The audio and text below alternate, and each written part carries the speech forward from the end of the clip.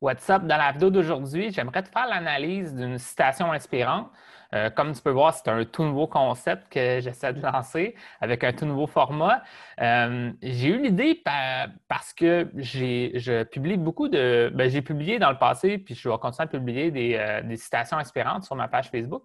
Puis ces citations-là, je trouve qu'elles ont vraiment des messages profonds. Puis je me suis dit que ça serait peut-être une bonne occasion d'en parler, dans le fond.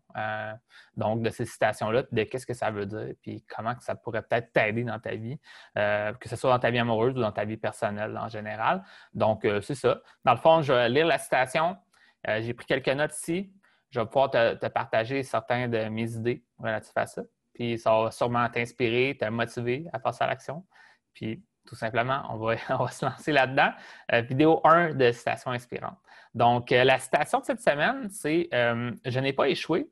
J'ai trouvé 10 000 façons qui ne fonctionnent pas.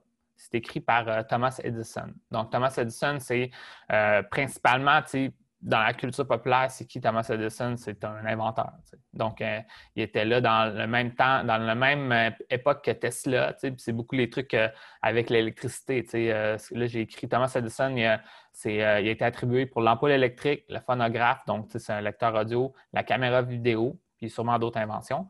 Maintenant, ce que j'ai pris en note aussi, c'est qu'il y a un petit peu une controverse reliée à Thomas Edison, là, parce que c'était aussi un homme d'affaires et un publiciste. Donc, dans le sens qu'il était très bon pour redorer son image, lui se faire valoir. Puis au final, il y a certaines de ses inventions que finalement, peut-être que c'était pas juste lui qui a fait ça, mais ça reste qu'on attribue tout le mérite à lui. Mais là, maintenant, on va sortir de ça. Le but, c'est pas une analyse de qui est Thomas Edison, mais plus qu'est-ce que ça voulait dire, qu'est-ce qu'il a dit dans cette citation-là.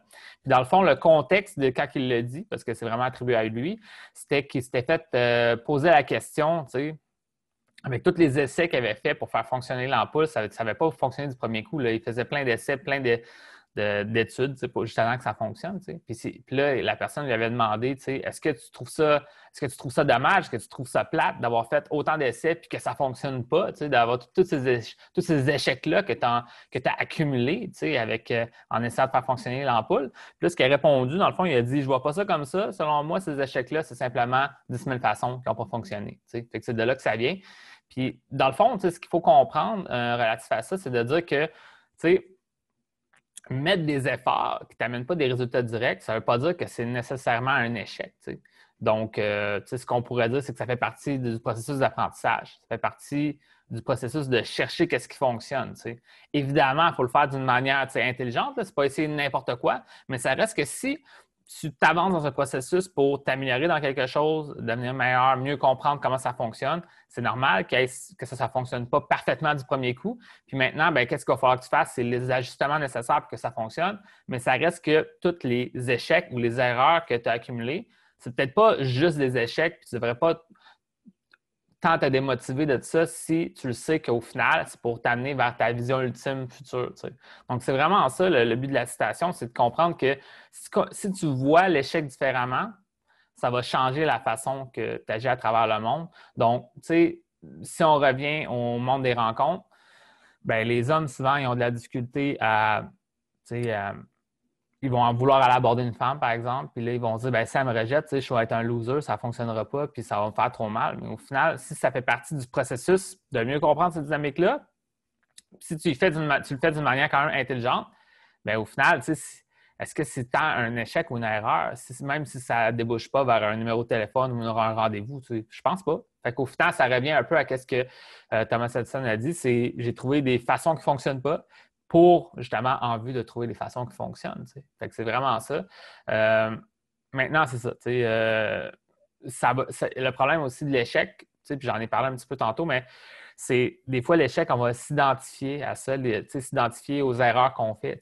Fait que là, c'est si je ne suis pas capable de faire ça, ça prouve que je suis X, Y, Z, ça prouve que j'en vaux pas la peine, ça prouve que je suis un loser, etc. Moi, je me suis senti comme ça longtemps dans ma vie, puis au final, il ne faut pas que tu t'attribues toute l'identification de tes expériences de vie. Ce que ça veut dire, c'est que tu as peut-être vécu un échec ou tu fait une erreur, mais au final, toi, tu n'es pas une erreur, tu n'es pas un échec. Il y a moyen de garder ton estime de toi positive, Puis juste dire, regarde, OK, c'était pas ma meilleure move, puis la prochaine fois, je vais faire ça comme ça, ou la prochaine fois, je vais essayer d'analyser qu'est-ce qui s'est passé pour faire mieux la prochaine fois. Puis au final, ben, si tu le vois comme ça, ben, cet échec-là ou cette erreur-là va être beaucoup moins un échec ou une erreur parce que tu vas le voir comme une étape nécessaire pour t'avancer dans ta vie, puis faire mieux, puis te rendre à ton objectif final, ton objectif ultime. Tu sais. Donc, c'est vraiment ça. Citation très inspirante. Puis, dans le fond, c'est pas mal ça. Maintenant, dans les prochains, je vais continuer à en faire. Si tu aimes le format, dis-moi ça dans les commentaires. Je vais pouvoir continuer à en faire comme ça. J'ai l'intention d'en faire quelques-unes, puis on verra où est-ce que ça s'enligne pour la suite. Si je fais une grosse série avec ça, puis j'en fais plein, ou j'en fais juste quelques-unes. Donc, that's it. Maintenant, si tu as besoin d'aide, viens me voir en privé. Puis, je pourrais peut-être t'aider avec ta situation avec les femmes. Donc, that's it. C'est tout ce que j'ai à dire aujourd'hui. Donc, sur ça, je te dis bonne chance. On se voit dans une prochaine vidéo.